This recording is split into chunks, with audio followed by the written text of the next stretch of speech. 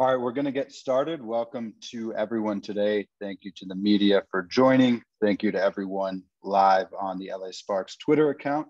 It's definitely an honor to introduce the 2006 #1 overall pick, 4-time WNBA champion, 8-time All-Star, 6-time All-WNBA selection, 3-time gold medalist, top 10 all-time in WNBA history in scoring. So just want to formally congratulate Seimone Augustus on her retirement and welcome to the Los Angeles Sparks coaching staff. We'll jump right into questions, and please use the raise hand chat to ask a question. We'll start with Doug Feinberg with the Associated Press.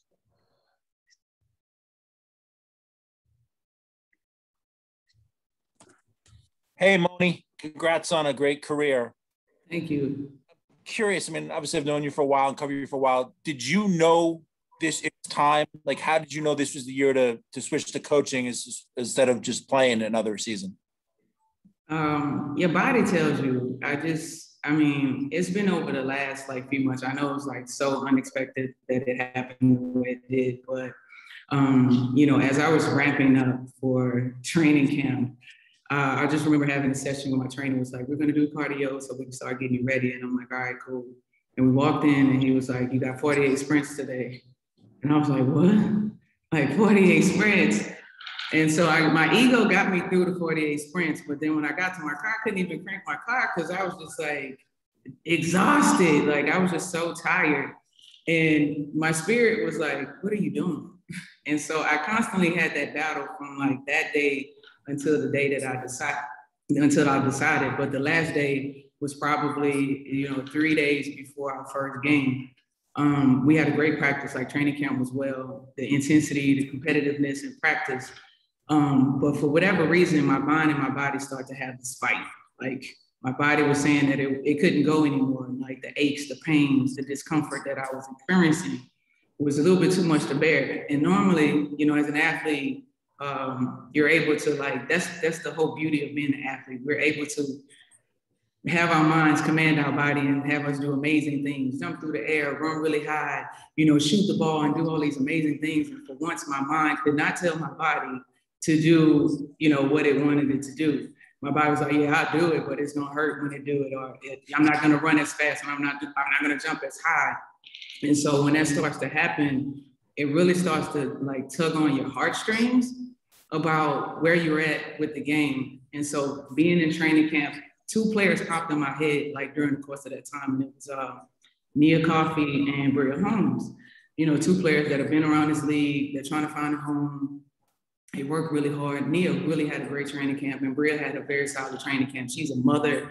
And both of these players are trying to fulfill their dreams. And I'm just like, if I can't play and be my wholehearted self and give everything that I can need to give to this team, then maybe I should step away. And so I started to think about the accolades and things that I had. And immediately I'm like, let me call my mother and my father, because they've been on this journey with me the entire time. And so I don't know what I was expecting from my parents, but when I called them, I was like, "Mom, I'm thinking about hanging on my shoes. My body just doesn't feel right. My mind just feel right." And she was just literally like, I don't know what else she was trying to accomplish. She was like, "Me and your dad have been sitting here what else is it that you want to do? You've done everything." And I was like, "Yeah, I know, but I guess some part of me, the ego is just like, you can still do it, or you have something to prove, or whatever it is." And she was like, "It's time for you to get some rest." And I was in agreement with that. I was like, "Yeah, I agree. I really do believe it's time for me to get some rest." So I called Fish at about 1:30. And I was like, I didn't want to throw a monkey wrench into his decision-making for the final roster of the team, but I wanted to be as open and transparent as I could about where I was.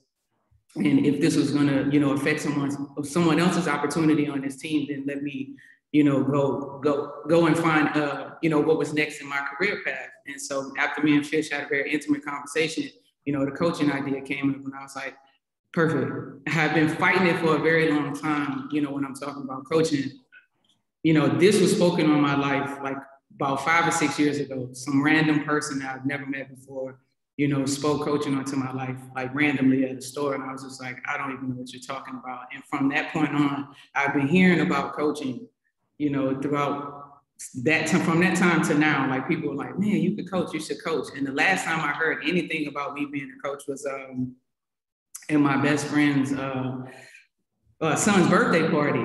A young man was on a pogo stick and he couldn't figure out how to get on the pogo stick and jump and do or whatever. And so I was like literally telling him how to adjust and do certain things, basically coaching him. And after he figured it out and he started pogoing all around the yard, my friend walked up to me and was like, when are you gonna stop playing and just start coaching? And I was like, I don't know what you're talking about. She was like, look at what just happened. You was able to tell him what to do, how to do it, and he listened. And she was like, you know how rare that is that people or young people listen and they take, you know, your advice and they actually go out and do something like he's doing, jumping around the yard. She was like, I really think you need to tap into that gift. And so when, you know, Fish brought that opportunity though, I had no other choice. I was tired of fighting that battle as well with being a part of being coaching or whatever it is that I thought I was going to do, you know, after basketball. So it gave me an opportunity to be around my teammates. It gave me an opportunity to build a foundation and learn under Coach Fisher, LT, and Fred, who have a wealth of knowledge to help me on my coaching journey, wherever this may take me. And it was just a great opportunity to continue to be a part of the ecosystem here in the WNBA and continue to help grow and make this better. Sorry, that was a very long answer, but that's what it was. No, thanks, man. It's a great answer. It's an honest answer, so I really appreciate it. Mm. Thank you, Doug. We'll go over to Howard Megdal with the next. Hey, Seimone, great to chat with you and congratulations on a terrific career. I'm wondering if you could put yourself back in the shoes of the young woman who was on the cover of SI for Women. I know we've talked about it. You talked about that was kind of a moment that changed everything. And if you could take me through what that young woman would be most proud of with all that's come since, and maybe most surprised as well by what's come since. Most proud of,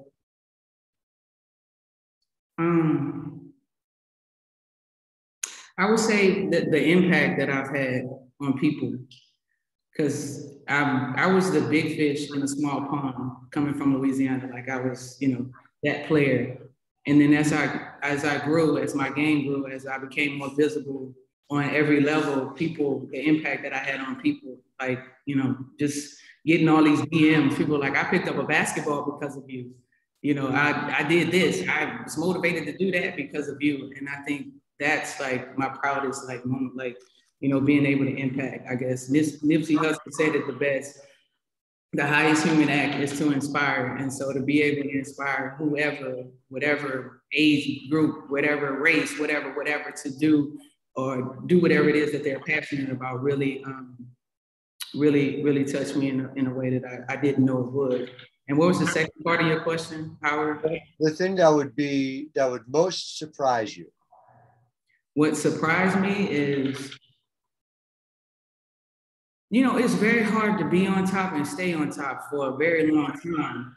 And I never doubted my abilities or my skills, but that was a long time, you know, it was a very long time to be with a bullseye on your back. And I would always say, like, I had my fun in the sun, and that sun was like beaming hot. Like, it was beaming hot. I got sunburns from the sun that I was able to sit in for a while. And so just knowing that I was able to be the top player for a good majority of my career and be able to sustain that excellence throughout that time. Sure was, Seimone. Congratulations. Thank you. Thank you, Howard. We'll go to Cassandra Negley with Yahoo Sports.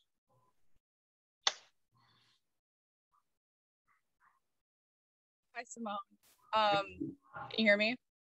Yeah, I hear you. Okay. You had kind of mentioned it earlier, how there are other players coming up and who are really battling for these spots. Can you speak more to how that went into it? And there are so few roster spots and you've been around for a long time. I couldn't hear the first part of your question. You said, repeat it. You had, here we go. You had mentioned that other players, you know, are battling for these roster spots and you looked at them. how much did that go into your decision to retire? Can you speak to that a little more with how few roster spots there are? Yeah, I mean, ultimately it was my decision, but I mean, I looked around and I'm like, we are very limited on spots. There's a lot of great talented players that got waived over the past week. There's a lot of players from overseas that you all know about or have never heard about that's waiting on an opportunity here. And so as a player that's in our latter years of her career, you know, I'm looking around and I'm like I said, if I'm not able to give what I'm used to giving, then I have to allow someone else to carry this torch and live out their dreams. And it just so happened to be Nia and Bria, because I assumed like we were going to be sharing minutes at the positions that we were playing. Like we literally were going to be sharing minutes. So I'm like, why should they have to cut minutes with me? And I'm sitting here having a tug of war battle with my mind and my body when they have two able bodies that can go out there, that are young, that are fresh, that are trying to find a home here in LA, and they want to play and they can play at the highest level. It's time for me to walk away because I've seen, you know, everything I've needed to see. And like you said before, it's very limited spots. So as time goes on, hopefully we expand the league and maybe revisit some of the markets that we had prior to, or open up new markets. But, you know, decisions like this will be made. Players will, as they get in their latter years, start to see that the league is now in good hands and we have great young talent that's ready to carry the torch and move forward. Ari Chambers with Bleacher Report. Hey, Simone. First of all, congratulations on everything. I think it's so dope. And you said that somebody spoke this on your life. So we know the players will learn so much from you, but what do you hope to gain from coaching? And why do you think that this was placed on your life? I don't know, you know, things happen. You on your path. Everybody is on their journey, and this is my path for whatever reason. Obviously, like I said before, when I speak, people listen, especially young people, my teammates, like they always tend to gravitate toward me, and I'm able to like hand them that knowledge. But with coaching, I don't know, it's just like, I need this as a part. Like I love to compete. And coaching, you compete, or this is in a different way. It's almost like you got to figure out schemes and you come up with your patterns and what you're going to do and how you're going to attack. And that really excites me because a friend of mine that's also in coaching was like, Mom, she know I love video games. So she was like, it's literally like a video game, Mom. Like once you figure out whatever, you can like tap into this and you can do that. And I'm like, don't tell me that. Do not tell me that, because I love video games and I love figuring out the different strategy. I love completing every game that I've ever played. So it's like, now it's about to be fun because I get to sit down, like I said, with three brilliant minds, and LT Fish and Fred, and really get to figure out the strategy of the game and how you basically move certain pieces to the puzzle. Like you use one player, the matchups and this and that. And I don't know, I'm getting excited right now, but now I get to use those competitive juices in a different way and use some of the knowledge that I had as a player, you know, in those moments, like how to come off of cuts or screens or how to defend certain things, like giving them my eyes or my brain, like as for 15 years, like what I can like pass on when it comes to that as well. So this is about to be fun. We'll go over to Aria Schwartz with Winsider. Hey, Simone, congrats on the legendary career, and feel free to take as long as you want on this because we're here to hear you talk. So on a personal note, I just want to say that you're the reason I fell in love with the W and the reason that Winsider exists. So I want to tip my cap to you, but I want to take you back to your rookie season where you had one of the greatest rookie years of all time, holding a record that still exists and honestly no one's gotten even close to. How does that rank with some of your other career accomplishments? And then also, if you could just talk to, I mean, so often WNBA players retire and it's almost like a ship in the night. What did it mean to you to see all of the WNBA players and media stand up and say, hey, we got to give Moan the roses she deserves? Man, you talking about somebody wasn't close. Asia was close. Had the Aces made it to the playoffs, she would have got me, I believe. I think that's how it would work. But yeah, Asia was probably the closest one. But I was very proud of that. Coming into the league at that time, obviously, you know, it was like heavy hitters. Diana, the Sparks, like all the players on the Sparks team, everybody gave me their best defender every night. And so that was like my welcome to the league. My first game in the league was against Lindsay Whalen when she played in the Connecticut Sun, and Margot Didak was on that team. So I had, up until that point, the biggest player that I played with was Sylvia, but Sylvia wasn't 7 feet tall like Margot. So I had to like practice using the rim to like, help be another, like to block her from blocking my shot. So I would do reverse layups. I remember like practicing that so that I could get ready to play against someone her size. But the league at that time, just so many competitors around the league, it was very tough to deal with. I remember Detroit, like, because the Lynx weren't that good at that time, they wouldn't even warm up for our game, and that really would piss me off that they wouldn't warm up, and they still would beat us by like 20, 25. But I was like, man, if I'm gonna go out here, I'm gonna give them some buckets on the way out. Then I'm gonna give them a couple buckets. And I remember that year coming out to the wire. Me and Kathy both had like amazing seasons. Neither one of us made it to the playoffs, but I ended up like chipping her out in points. And so I think that gave me the edge for Rookie of the Year. With that. So that was amazing to see, and I'm glad that record still stands. But I hope that, someday soon, someday far, maybe my daughter will break it, come through and break that record. But as far as like, the players, like I seen with Skylar Diggins, Don Stelly, Sydney Colson, I mean, everybody, if they weren't on Twitter, like Renee, if they weren't on Twitter, like expressing their love, or if they weren't on Instagram expressing their love, they was in my DMs. And it's no better feeling because, like I've said before, as an athlete, we just do, and we never really get a chance to look at the accolades or the people that we affected, like who we played against or who we played with and what impact we had on them. And it's just amazing to see how I had some kind of influence over them, and they had fun. Like so many people talk about the fun times that we had, whether I remember that fun time or not, like, the fact that people were like, I think Renee put like, I remember going to Mom's house on Wednesday nights to watch Power. And I'm like, oh, we did do that. Like, it's so much stuff that happens in so little time that you can't even, think about it until like now, when it's like all said and done and everybody's like celebrating and giving you your flowers. So it's amazing, to experience this. Myron Metcalf with ESPN. Seimone, I'm curious, you talked about the physical toll. I'm also curious about just the last year emotionally and how, if any way, did that factor into kind of your final decision? The last year? Oh, man. I mean, obviously, we all know what happened. But it took a toll. I think it took a toll on everybody. If you're speaking specifically about the bubble, or you're talking about my transition from Minnie to LA, like it was just, tough in general, and it would get a stressful situation for anybody, and your body is affected by it. Everybody has a trigger, in their body. Some people get headaches, massive migraine headaches when they're triggered too much by stress. And my body is mainly like, it swells and it hurts and it aches when it's stressed, And it definitely could have. But I was thankful that I got through the bubble season. But as you know, it's very stressful. We were fighting for social justice the whole time. We were in a Senate fight while we were in there. We were in the bubble, and we're playing games every other day for 3 months, 4 months, 5 months, or whatever it was. Like, that really does take a mental and physical toll on you. Players that came in healthy didn't survive the bubble. Like, you've seen a lot of injuries throughout that time that we may or may not have been able to prevent, but just physically and mentally, it was draining. But I felt like I had got the bubble out of my system, but it might have still had a little residue in there as I approached the training for this particular season. Or it could have just been, like I said, our minds are very, very powerful, and I just thought that this is what I needed, but my body said otherwise. Go over to Josh Doucette with WAFB TV. Hey, Seimone, how are you?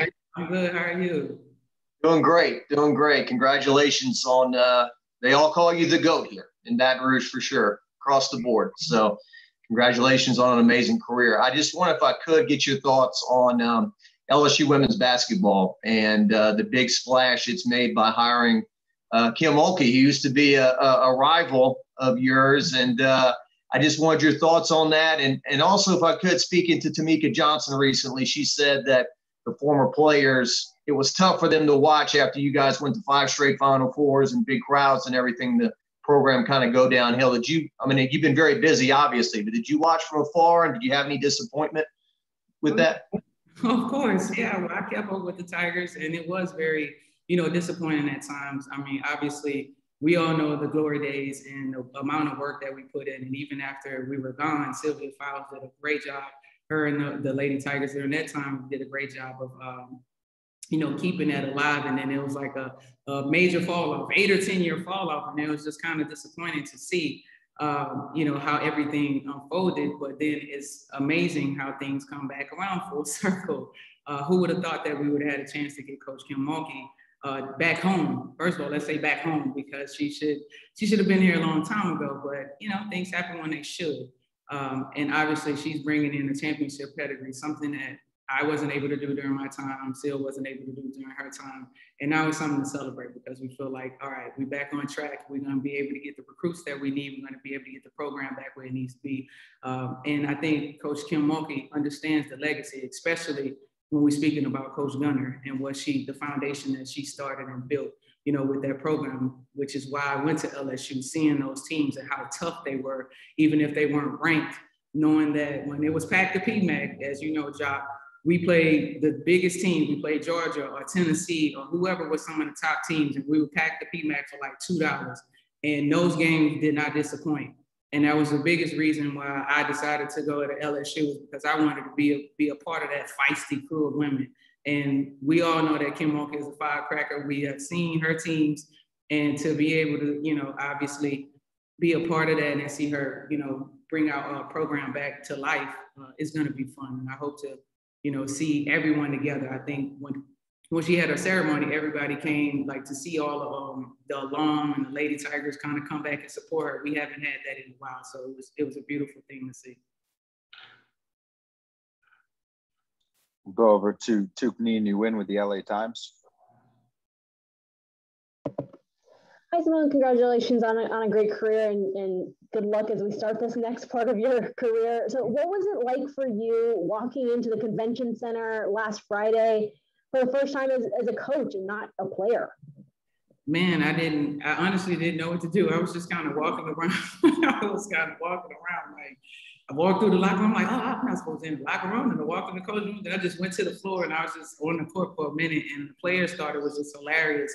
Like, they're still trying to figure out exactly what they're going to call me. So they're just like, Coach, or Coach OG, or Coach Money, or Coach Mom, or Coach Augustus. So they just kept saying that the entire day.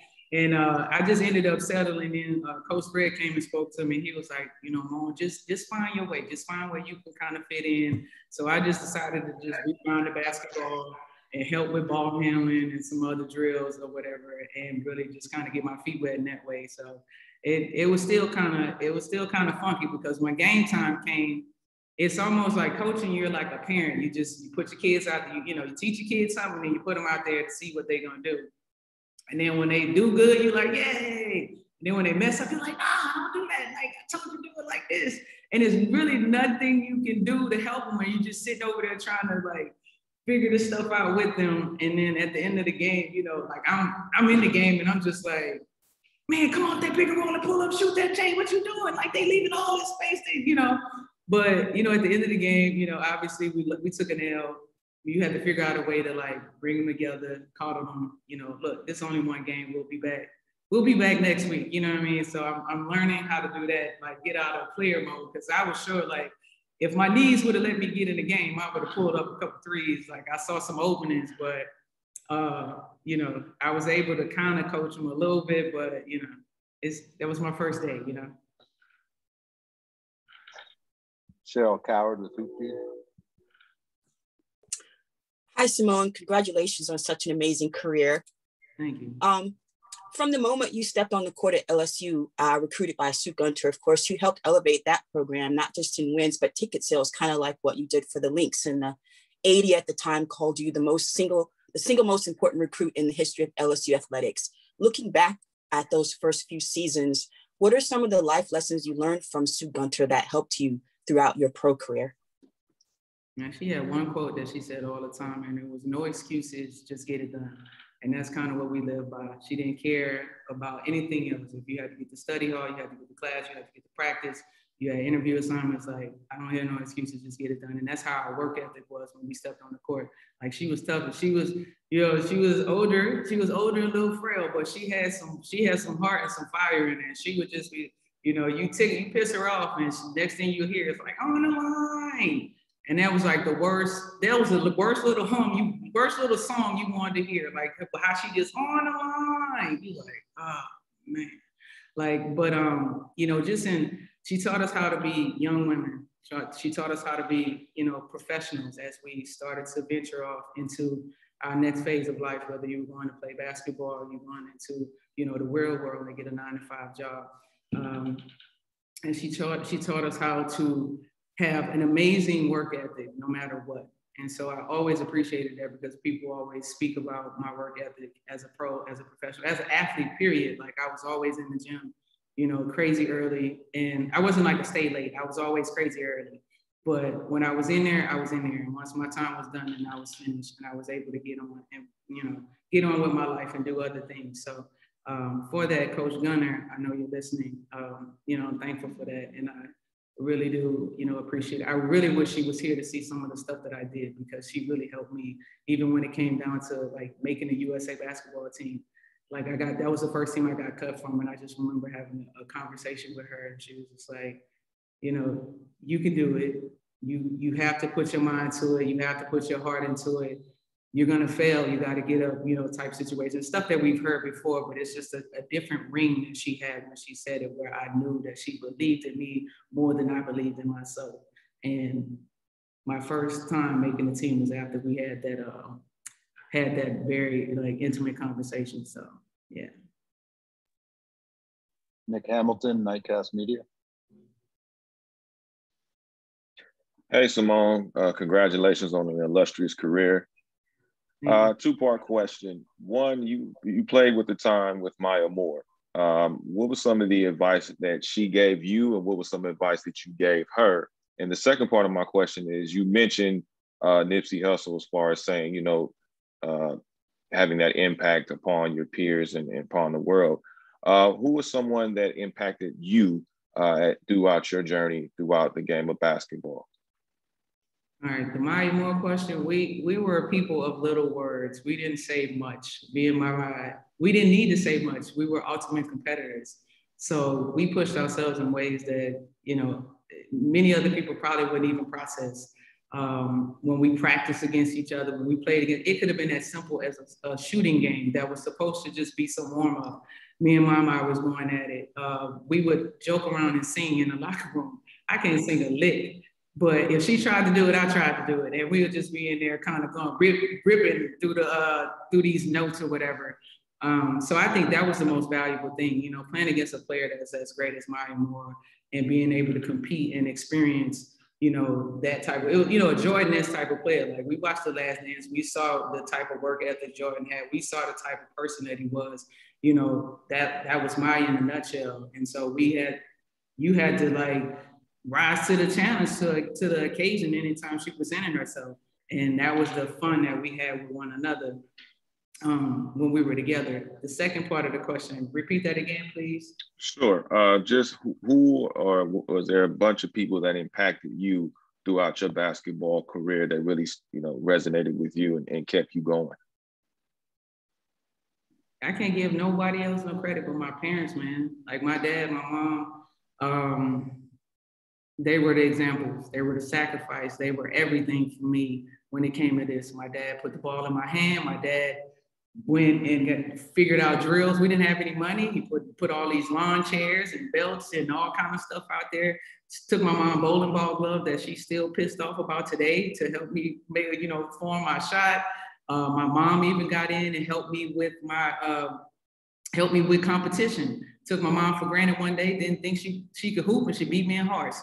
I learned a lot from them, and not just on a basketball tip, but just about, sacrificing. Like, I got my first pair of shoes and my mom had a heart attack, and not knowing that my dad didn't even have a pair of shoes to go to work in, and he was like filling his shoes with newspaper, but I needed to have some shoes for ball, and they followed my dream. So that's why when it was like, oh, I'm making this decision, my parents have been on this journey with me since I was 5. Like I've been doing this since I was 5 years old, and they've been on this journey, enjoying it with me, fighting. I can remember my mom at biddy ball games, fighting with parents because I was dunking on their son. And she, like getting kicked out of gyms and all kind of stuff. So there was no other examples outside of them. They are my everything when it comes to what life or what basketball was gonna be, We'll go to Bria Felician with the Black Sportswoman. Hello. So fellow Louisiana native, fellow LSU grad, and I've been getting a lot of texts, like a lot about like Baton Rouge's finest, you need a parade, you need a gym named after you and all of that. And I've been wondering like, what has the reaction been like for you from home? And how has this journey, like, to a Hall of Fame career been different or similar to what you expected when you were graduating from Capital?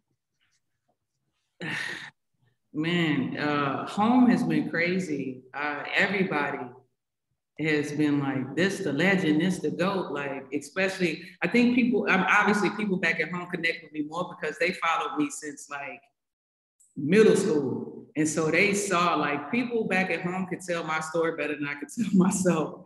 Like, they remember seeing me on bikes, riding around with my dad, playing at different gyms and different courts and doing different things and all of that. And so they felt connected.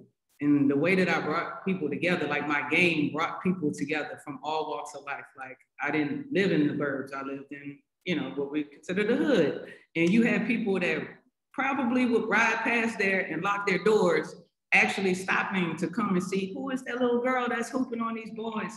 And it just created this whole movement where people enjoyed being a part of this community that was supporting this young lady that they saw had so much promise. So the parties, when they already talking about building this big party, and to be honest, all I really want to do is like ride my old schools. I just want to ride my old schools back down my old neighborhood and like have this big barbecue. I almost feel like, what's the movie, Tyler Perry's movie, the one where they had the family reunion, I think, and the old lady was like, I want to be with my family. Like, that's literally how I just want to be with my family at this point. So I just want to like ride out in my old school and have this like day where we just kind of enjoy, what was to be, because everybody kind of lived through me. And I'm thankful that I'm there. Like, I'm their one. They could be like, yo, like she did it. When I go home, that's how they, like, I see people whispering to their kids, like, she played that ball, that's dope for me, because now, the little black and brown kids that grew up in my neighborhood that kind of find it hard to get out of there, have somebody to look to be like, well, she made it, I know I can too. So that, that really like affects me in a different way. We'll go over to Charles Hallman, Minnesota spokesman recorder. Hello, Seimone, can you hear me? Yeah, I can hear you. Congratulations on your new career. I don't want to belittle the point of asking you more about being a coach, but I do want to ask you about, in a couple of weeks, you'll be coming back to your first pro home, where you and KG were the most remarkable names. Have you thought about that? Because you're coming back for the first time, not as a player this time, but you're coming back as a coach. Just in terms of what you anticipate, people, recognize you, those types of things. They did a video montage for KG. Something probably be similar to you. But have you thought about just you coming back home in a couple of weeks? I know. I mean, I haven't thought about it in depth, but I know. Minnesota knows that they have a piece of my heart. They always will. The fans, I'm about to start crying. Fuck. Oh, man. And y'all ain't bring no tissue in here. Oh, man. Y'all are so, they know they always have a piece of my heart. I gave them everything in 14 years that I could give. And I felt that in return. Like, the fans were always amazing. The fans were always amazing.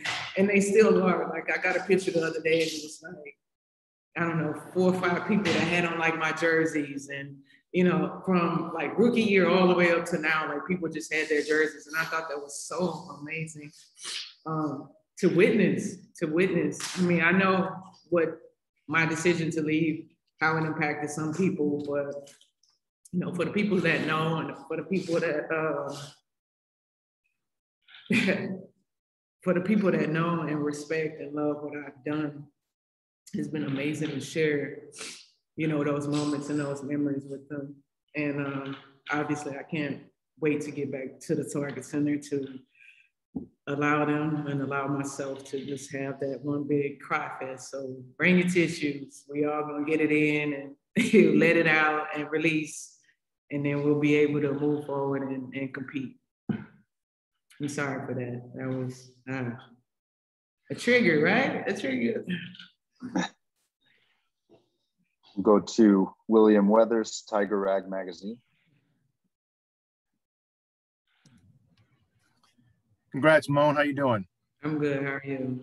Good. I was going to ask you about Coach Gunter and your dad a little bit, but you've already kind of made eloquent points on that. So I want to kind of go back to your timetable. You know, your typical calendar, when you turn the calendar to this, you know, your 2021, you're preparing with the intention of playing this game. You put yourself through a certain routine, I'm sure, as you know, you kind of get ready for training camp. I mean, you came here with, I just want to go back to your intent, like when you came with the intention of playing, right? And then just things, you kind of just took a step back and changed your mind. Yeah, no, I came in with the intentions of playing. Like I said, my mind did at least. And then my body said, here, take some of these aches and pains, take some of this discomfort with you. And it didn't feel good after that. Like my body never really felt whole again, you know, and it almost kind of made me fearful of going out there because I don't want to hurt myself, you know, trying to push my body beyond its limits. But I was able to do, like, everybody training camp was like, "Mom, you was hooping like baby Moan." Like they saw something. What they saw was what I wasn't feeling. Like, even though everybody said I was playing well or whatever, I didn't feel well.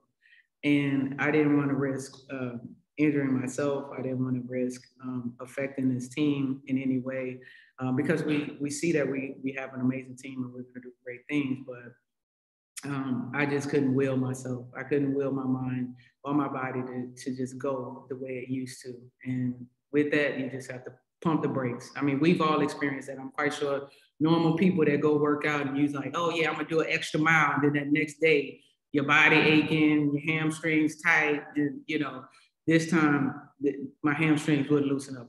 My knees still felt tight. You know, I couldn't bounce back from, you know, the pounding or the intensity of working out at a high level anymore. Lucas Weiss with Just Women's Sports. Hi, Simone. Thanks for doing this and congrats on your career. It's been 10 years since the Minnesota Lynx won their first WNBA championship, your first WNBA title. I'm curious what memories you have from that title run and just the legacy that team, carries on for, since that time. Man, I just remember looking across the room and I'm like, I got Lindsay Whalen, Rebecca Bronson, Maya Moore, Taj McWilliams, Franklin. And we didn't know what training camp was going to look like. You know, you put those type of great players together, you never know if they're going to sacrifice for one another or if everybody is going to, revert back to being the stars that they were on their own respective teams at one point in time.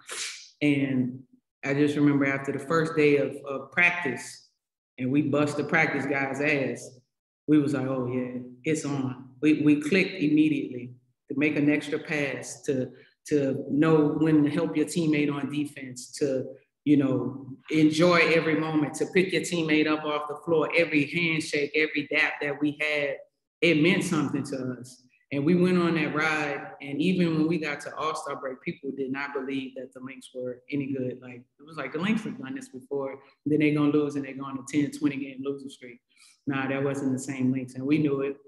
And I feel like some of the people that was in that All-Star locker room that year knew it too. And we just, after we came out of All-Star break, we hit another level. We hit another level. And when we got to the playoffs, that was obviously the first playoffs I had been to in my career. And I just remember Cheryl passing out the playoff scout books or whatever. And I damn near cried at that moment. We didn't even play the first game. I just had the book in my hand. I was like, yes, made the playoffs finally. And to look around the room and know like, wait, we didn't just make no playoffs. We might be the playoffs. Like, you know, we might be the champions this year. Like, but we still didn't know what that meant. And then the format back then was like, what, 3-game series or whatever. So, you know, any given night, anybody could get beaten. But it didn't feel like that. It didn't look like that. The support that we had, the swag that we had, we came up with our nickname was like Los Lynx. Like we came up with a chant and a cheer, like the cheer that y'all heard as we like walked down the hallway to get ready for the game. Like all of that happened in 2011. Our identity was formed, you know, in that year. And that's what set the tone for the next, 7 or 8 years where we went on the run. That team will always be, in my opinion, like the greatest team, you know, in Lynx history, just because of what we were able to do with the players and the talent that we had. Thanks. Time for just 2 or 3 more today. Appreciate over 45 reporters here, so appreciate everyone joining. We'll go over to Miriam Swanson with the LA Daily News. Hey, Seimone, echo everyone else. Congratulations. As exciting as it's going to be for you and for other players to kind of see your coaching gift grow, I got to say it's been such a pleasure to listen to you speak over the years and since you've been in LA, just your insight and your wisdom and your humor and everything. Wondering if you would ever consider broadcast. I don't know if I could be on broadcast. I would probably be like, I was telling a friend last night, I'll be like Snoop Dogg, that game that he did in San Antonio. He was like, get him with that thing. Like, I don't know if I could do that. I would probably be like everybody else at home when we watching the game and we talking our talk. But you never know. If opportunity presented itself and they allowed me to just kind of do my thing, I might entertain the idea. Right on. Well, maybe you can sit in for Fisher every now and then on these coach Zooms. Oh no. I'm the third assistant. No, we got LT, Fred, then me. So I'm like the last one. No, right, I'm gonna see the media no more after this for a little while. All right. Well, thank you. Appreciate you. No problem. Thanks, Miriam. We'll go over to Chris Camello, Nightcast Media. Hey, Seimone, congrats again on a wonderful career. Obviously very illustrious with all your accomplishments. I notice a lot of your contemporaries have all really done well in their post-playing career. You look at Becky Hammon, you look at Swin Cash. Renee Montgomery recently became owner of the Atlanta Dream. Do you have any long-term goals like that, whether it be being the owner of a team or working in a front office, either WNBA or NBA? Like, it may be a little bit premature, but I just wanted to throw that out there to you. Yeah, I know. I'm trying to enjoy the coaching gig. I just did this job like 72 hours ago. You already put me on something else. But obviously, people back home have been talking about, man, why we don't have a team in New Orleans? Why we don't have a team in New Orleans? And I don't know if that's in my future or not, but, if it's a possibility, I would love to, expand there if possible. There's a lot of great young talent, a lot of young women, young men that need to see powerful women doing great things, especially in the W right now with everything that's going on. So, if an opportunity came up to be able to be in the Bayou, I would definitely be a part of that conversation. Thanks. Just a couple more here. We'll go to Mitchell Hansen. Seimone, first of all, congratulations. I just kind of wanted to circle back a little bit about your time in Minnesota. Obviously it was a long stretch of, yeah, it was a long stretch of 14 years, but is there one moment for you that stands out, or maybe a few different moments that stands out as far as most memorable to you during your time in Minnesota? I mean, there's a whole bunch. I think Waylon. I mean, what you mean outside of the fans and the love that we had, what was my section 110? It was like, whose house, our house. Like, we enjoyed that. Waylon had a game winner in San Antonio. Taj had a game winner on San Antonio. J-Mac had the between the legs pass in 13. Maya had the game winner in 15. I mean, I could just keep going with the different moments and memories. In Minnesota, if you're just talking about the city, some of the best food I've ever had is at Lotus. They have some of the best food. What was my other place? I can't think of my other spot that I would go to. But ultimately, the experience, just great people, a melting pot of people that I had an opportunity to enjoy and an opportunity to share, great memories with, is what Minnesota, ultimately was for me, was like my home. And it's crazy how, in my thank you speech or my thank you Instagram, I didn't notice that the Mississippi River ran from Louisiana to the heart of Minneapolis until that date. Like I was like, oh yeah, the Mississippi River. But it never dawned on me, like how the universe of things work, where I still had a little piece of home right there with me in Minnesota. So that's how I know that's definitely where I was supposed to be at that time. And like I said before, I'm thankful for the time that I shared there. Thank you so much, Seimone. Thank you to all the media who joined today. We'll send out a recording to this, and congratulations once again.